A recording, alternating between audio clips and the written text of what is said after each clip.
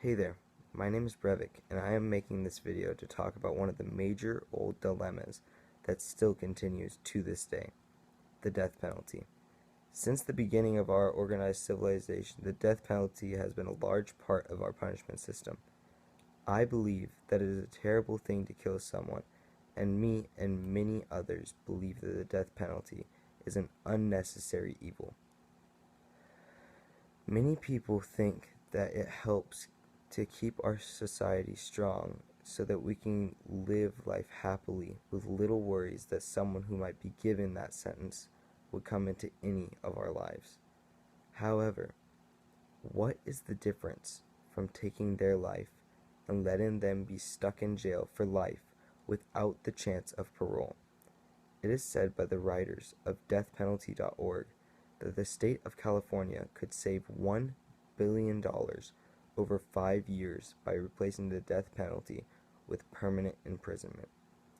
California has already spent more than $4 billion on capital punishment since it was reinstated in 1978, which ends up being around $308 million per execution carried out.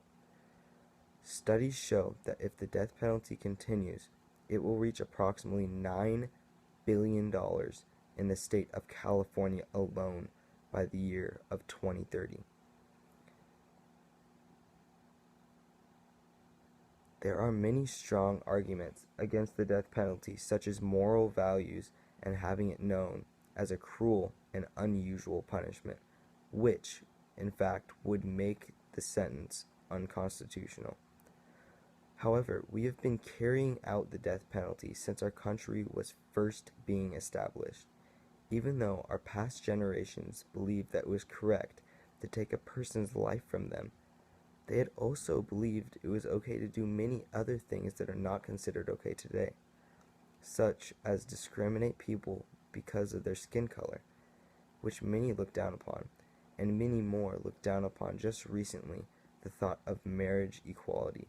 And now we look back at those times and ask ourselves, what were we thinking? Now we can see that the best punishment for people like these is to set them inside of a prison cell not knowing of what comes next for them inside bars, secluded from the outside world, and knowing that they have no chance to going back to life as they once knew it. Even though our country has backed away from the death penalty, and 39% of our population, according to a poll on amnesty.org, believe that life without parole is the best option for death penalty cases.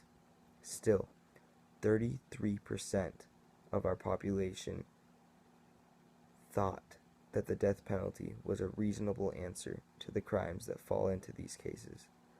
Fortunately, many people have seen the death penalty as what it is, frightening, with so many people being accused and having them being proved that they were not guilty. It's just incredible.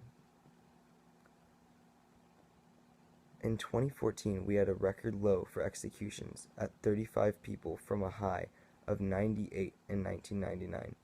Speaking with my parents, I have found that many people around me think differently than I do, and they believe that if a crime is severe enough, that the person should be put to death.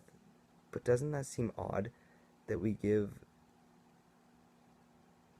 a punishment when they could be dragging on their lives not knowing what's going to come next for them and who is going to be the next playground bully around the prison, instead of people giving smart-ass comments such as George Apple, who stated, "Well, gentlemen, you're about to see a baked apple," and Gary Gilmore, who looked over to the executioner and said, "Let's do it." We can find a way to fix our problems in this area of our government and allow for future generations to have a better life.